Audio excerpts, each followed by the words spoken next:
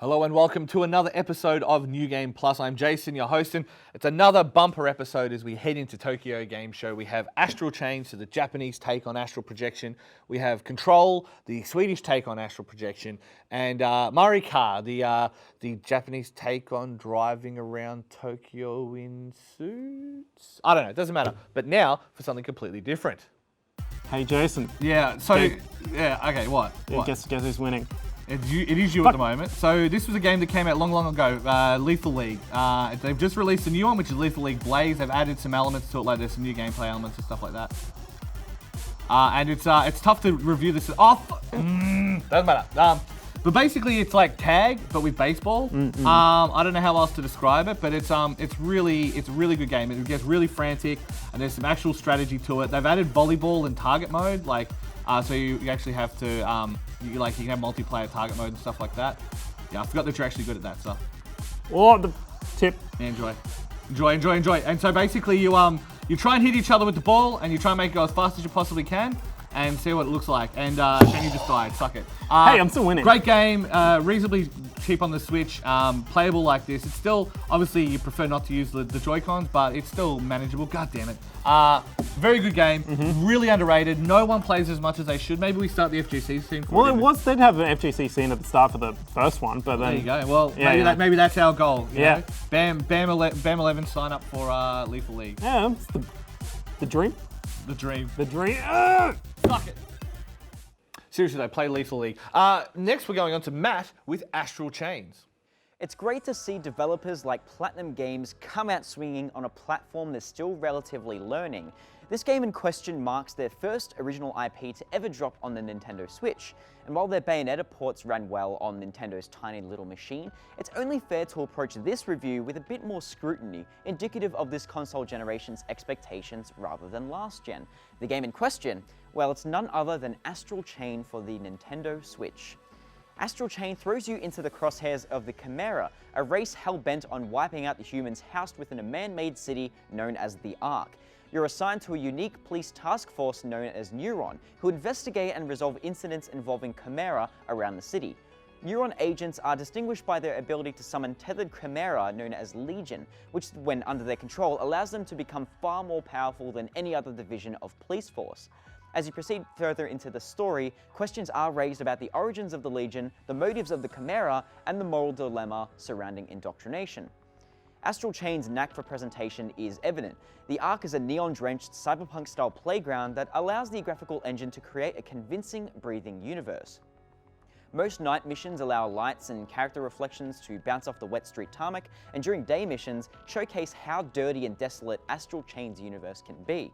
Thanks to the great character design by Masakazu Katsura of Zetman fame, Astral Chain manages to get by on its awesome aesthetic, even if there are some resolution issues in handheld mode. You'll definitely want the game to be stable when you're beating enemies into submission with precision and flair though. Thankfully this is done pretty well. Though there are times where Astral Chain isn't afraid to dim the lights and take things a little slower. And you're not only tasked with subduing Chimera, but you're also cooperating in investigations, and in between battles you'll use your Legion's abilities in virtual augmented crime scenes, speaking to witnesses and investigating to build evidence to support your main quest. Area design is a strange eclectic mix of linear and non-linear, where slower-paced investigative missions really branch off to some really cool side quests within a semi-open segment of map. In action, the game picks the pace up and never lets it down in true Platinum Games fashion. In many ways, knowing that this game shares the same director associated with Nier Automata, that Astral Chain feels like an evolution of concepts found in the 2017 smash hit game. For combat, it's a basic gameplay loop of watching for enemy patterns, countering effectively, and then providing as much damage output as possible. Many of the tools and abilities provided to the player hint at never letting the enemy have a chance to fight back. Using your Legion effectively in tandem is more than half of the battle, as your human character feels nowhere near as powerful fighting on their own. Utilizing your Legion to provide additional damage, buff your human character, stun-lock the enemy, or even counter is super rewarding once you adapt to the initially fiddly controls. And while the first few hours might feel a little uninspired or unfair, stick with it, because once you amass more Legions, both the gameplay loop and the skill ceiling will expand dramatically. And while the voice acting and direction could definitely do with a bit of work, don't let that last point sway you, as Astral Chain is still a fun romp regardless. The combat is different without being too alienating to action game fans, and the visuals are wonderful even with the limitations of Switch hardware weighing down on it, and a gameplay loop is paced well enough that it never outstays its welcome. Well, I figured I'd get the two boys in to discuss Astral Chain. I don't know. Is it chain or chain z, Cardi? I'm going to leave that to interpretation, I think. I mean, I'm pretty sure it says it on the front of the box, but that's okay. But like Dragon Ball Fighters, it's like This yeah. is stupid. Why'd you bring me on here? So Platinum Games making Switch games. I guess the hard part with it always is they always try and do like these like bombastic, like there's so much lights and all that. I mean, that's my first thought is like, is it going to look like trash on the Switch? Like, I'm not going to lie. Yeah, well, that's the thing is that if you're playing in handheld mode, the resolution does take a bit of a dip, and the character design, you don't really kind of see too much of what makes it so great. Yeah. Purely recommend playing this in the docked mode for the up resolution. The game feels a lot more stable as well. And again, with most Platinum games, you want to make sure that the game is running pretty stable. It does run at 30, but it is still a pretty stable 30. As long as it's stable. 30. As long as it's stable It's in an action combat. game, not a fighting game. Who cares? Yeah, and that's what you can get away with. Sharp Chain. And Astral Chain manages to kind of take as much as it can, pretty much take as much as it can out of the Switch and use every single square inch of its power. And that can be commended for. Yeah, because it is always tough because obviously they've got Bayo coming out, and lately Platinum have kind of been good and bad. Like they've obviously, they worked on Nier, they worked on a bunch of these different games, and you always worry. I mean, it always reminds me a little bit of Grin. Remember when Grin started and they just spread themselves way too wide thing? Like suddenly Platinum seem to be either consulting on or doing all these games. And Koei Tecmo recently have had 3 of their own games, which came out to some difficulty because I think a lot of their resources were dedicated to working on games. That said, you like DOA, but we're not going to talk about that. It's a great game. It is. Oh, Yeah. they've still had some wins as well. I mean, majority of Koei Tecmo had worked on Fire Emblem 3 Houses. Yeah, I was going to say, that's what I mean, yeah. And they still have more successes than they do drawbacks. Yeah. And I think that's probably the best thing. As long as your ratio is on the positive, Yeah. then it's fine. And I think that's what Platinum are focusing on. Well, they did, no. I mean, Transformers was before Thing, wasn't it, as well? So, Absolutely. Yeah. But are they on the plateau, or are they going? No, yeah. Platinum's a metal. It's No, not a but yeah, plateau. but- It's spelled You differently. suck no, at puns, but, like, really. That was Yeah, awful. I am Never do awful. puns. Okay, but like I think the main thing that I've always kind of disliked, or even just starting from looking at the trailers of this game, is more that like I've always hated having a slight amount of control over like an action character, but not full control. Think of like Devil May Cry 5. Like I didn't Oh, actually you didn't like the V segments. I didn't like the V segments because I didn't like that kind of projection of attacks rather than like. I think it was fine. You It don't was like, fine, you don't but like I- passive combat. You passive combat. But no, it's more this kind of element of discontrol in a game where you have like it's major about control. Right. And that's the one part I've always kind of disliked about some of these kind of games. But like I feel like this has done it pretty well in comparative to, I'd say, Devil May Cry 5, because I didn't like the V segments in Devil May Cry 5, but I usually mostly chose the other routes, so, Yeah. Well, look, I mean, I guess it really does come down to, does it have that particular Platinum flair? Does it have all these elements that make kind of Platinum games unique? And I mean, because you had like, I'm still waiting for the Wonderful 101 port. Like, I hope that happens. I know you're shaking your head. I mean, but like, Astral Chain does have a few elements from Wonderful 101 where the game kind of throws you enough no, it curveballs that doesn't. you really need to adapt to the player hand. So you could be using your Legion as a form of attack, but then the enemy will use an unblockable attack that you need to use your Legion defensively. So Wonderful 101 has that very similar notes to that as well. except that it's a good game. So it's not actually like a Wonderful 101. Damn. Look at these glib takes, man. aren't we glad that Shane's back? We thought Galea was the king of the glib take. Anyway, it sounds like Astral Chain doesn't matter. Yeah. Seems like it's worth checking out anyway, so maybe you should.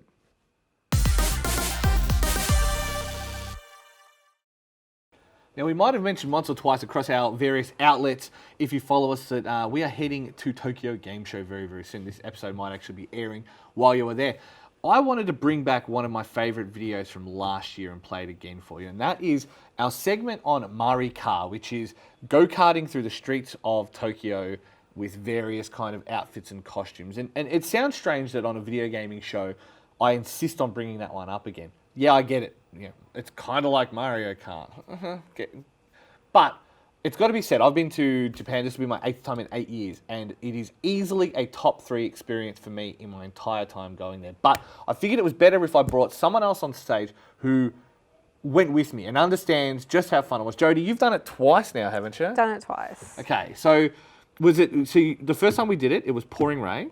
Yes. It was middle of Daiba, so we were driving Yep. through the streets of Daiba. How fun was it still? It was so much fun. Like, we got out, it was pouring rain, I got drenched so quickly, but you were just having so much fun, you didn't even, like, realize you were drenched. And then we get there, and we are like, because we thought, oh, well, it's only been an hour, like it doesn't feel like get there, and Yeah. we're just soaked, just stamping through our feet. It's like that's how like rainy it was that day. And like we were we're gonna be strong about this. They did say, hey, you can get like a poncho or something like that, put over your thing, and you're like, poncho, it'll be fine. I'm in my element in the rain, as Yeah, we know. So. absolutely. And then you've done it a second time. Yes. Now, did you do Daiba again, or you went somewhere No, else? we did Akihabara So you did this Akiba, time. okay. Yes. So, like, I guess they are both very different. They're both very different towns. Daiba being the artificial island, it's a little bit more scenic. It's got all that kind of stuff. Like, did you enjoy it as much the second time that you did it? I loved both times, and I think both had really good elements to it that were really fun. So the Akihabara one takes you through sort of inner city Tokyo, so you get to go through like Ginza, and you get to go through Asakusa and all that, and it's really great, and like lots of people to wave to and stuff like that. Whereas Daiba gave you the real more open road experience. Crossing over the rainbow bridges. And like I think probably one of the funnest parts when we're doing it is the little bumps in the road that made you feel like you're going gong, gong, gong. It was great. The joy of being on it. However, check out our video. Here is us in Tokyo doing Maricar. All right, so we are here at Maricar, which is a street go-karting session at Tokyo. We're in Shinkiba. We're about to go through Daiba. It's going to be interesting. I decided to let the guys on the team pick what I would wear. Not exactly thrilled about the ensemble they've picked out for me, but we will soldier on, we will have some fun, we will drive around Daiba, which is the artificial island here in Tokyo. It's going to be great fun, we're really looking forward to it. We did bring the Melbourne weather with us, but we're not going to let that dissuade us. We're going to go drive some Tokyo.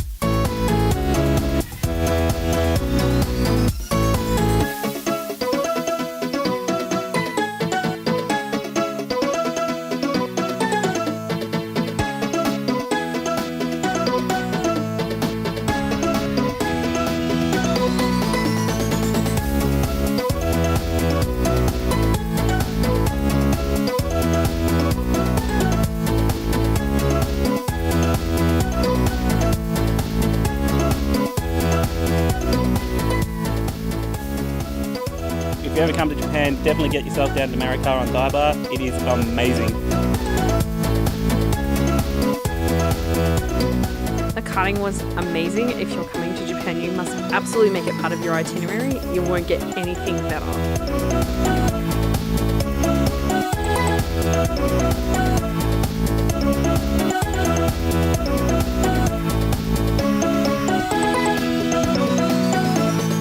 I mean, with this hat, this silly thing I have on, it's probably really hard to take me seriously, but Maricar is probably one of the greatest experiences I've had all around Odaiba, tours you across all the nice little areas, around Venus Fort, all that good stuff. Honestly, it's a fantastic experience, and you got to do it at least once, and if you do that at least once, you're probably going to do it more twice, thrice, and even more.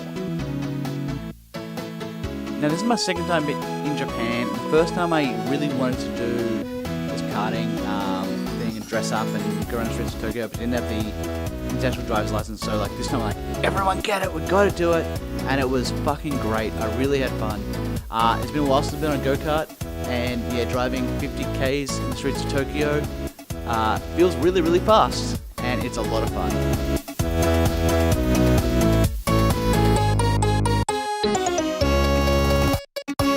Well, we are back. I am drenched, but I've had a lot of fun. We are here at the Shinkiba factory for Maricar. We went to. I've been to Daiba before, so many times. You know, like to go to Joypolis and to go to all these other places, but to drive over Rainbow Bridge on my own little go-kart doing 60 kilometers an hour, and yeah, it was raining, but actually, if anything, that made it more fun. I don't know, man. Like, there's very few experiences like that you can have in Tokyo, and I was genuinely surprised at how much I enjoyed. I kind of came in a little bit. It sounds, but shut me up. 100%. I'm a hater. Like, it was so much fun, and just being able to experience something different, and experience, I guess, Daiba from that different angle is great. But they got like Akiba, they got these other places. So if there are other places you want to check out, it's worth seeing if you can drive a go-kart around it or something like that. But if you want to check out more from these guys, it's Maricar on Facebook, internet, whatever it is. I'm super chuffed. I'm going to go dry off and chill out a bit. And yeah, hopefully next time it's bright and sunny for the next time we do the trip.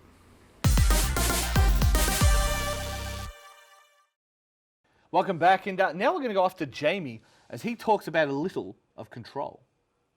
Control is the latest game by Remedy Entertainment, who we haven't heard from in a little while. The last game they made, Quantum Break, was this really weird, ambitious game that kind of also had the unenviable task of launching a television studio, and it also meant it just nothing about it really worked that well. So it's kind of really rewarding to see Control come out, the next game come out, and it's weird, but it's the good kind of weird, because you play as a character called Jesse Faden, who has been kind of investigating this weird kind of agency called the Federal Bureau of Control, who may or may not have some connection to her past.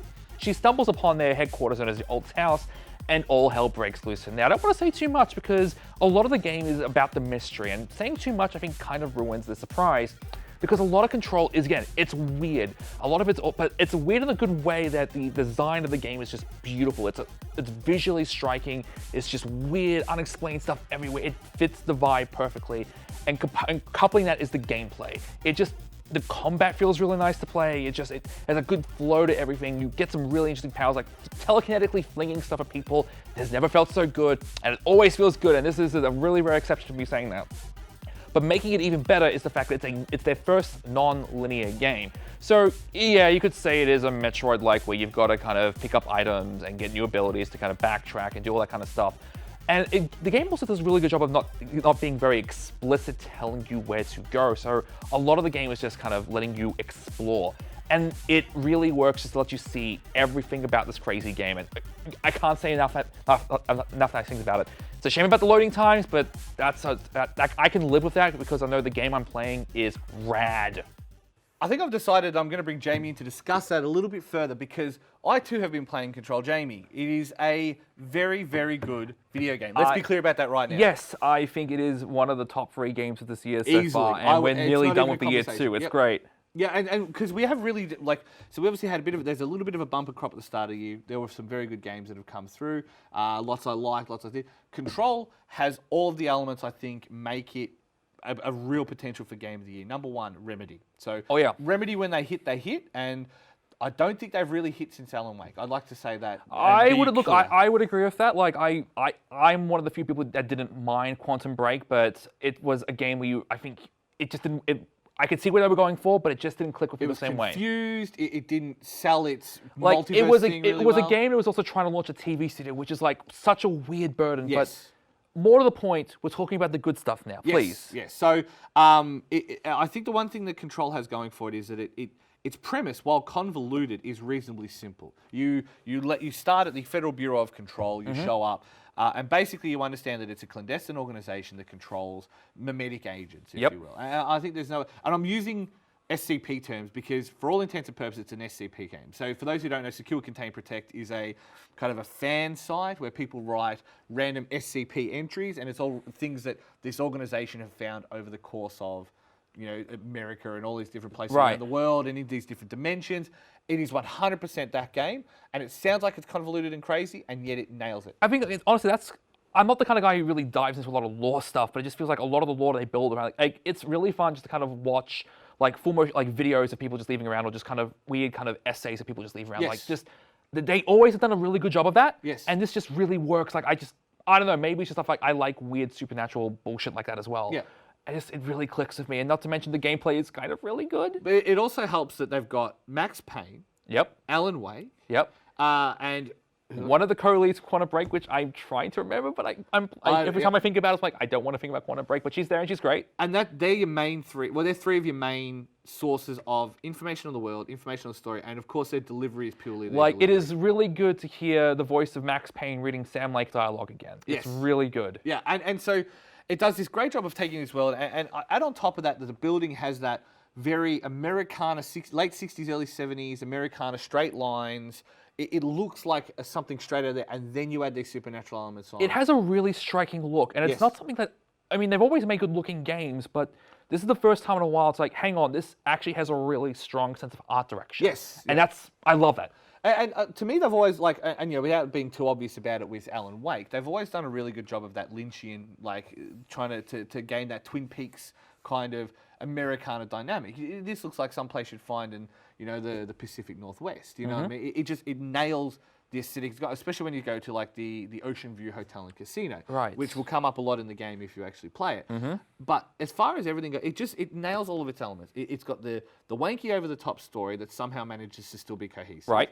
It's got reasonably good gunplay and very solve the problem gunplay. You have these powers and these guns solve the problem. Fight the battle. And my problem is, my solution is always just fling shit at people. Fling shit at people, and it's just like, yeah, exactly. And so it does a great job of that. So it picks up on the problems that Alan Wake had, which was combat for my money. It has these strong performances. It has a catching aesthetic, like the way that the things pop up on the screen and the way that the game itself glitches. Is it a glitch? Is it part of the meme? Is it what is happening? And it does such a good job. It reminded me a lot of Eternal Darkness in that sense, in that you would have these random things happen that would make you go, well, hang on, what actually is happening? You know what I mean? What's going on? are you actually in control or not? I like it. I like it. Sorry.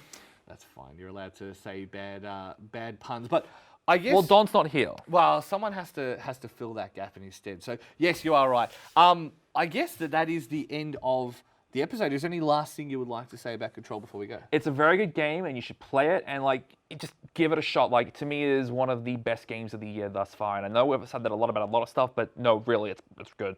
It's a pretty good game. And that is the end of the show. It turns out they're finished, by the way. Yes, I had to tell you that several times. Speaking of that, it's the finish of the show. Through my own segue. It's great. Don't forget to check us out, newgameplus.tv, Instagram, Facebook, Twitter, Twitch, New Game Plus TV. We'll be in Japan, hopefully, when you're watching this, so make sure you jump on our socials as well. Check out all the great photos. Have you recovered from that one, Galea? He hasn't recovered from it. We'll see you guys next week. Seriously, finish. Ugh.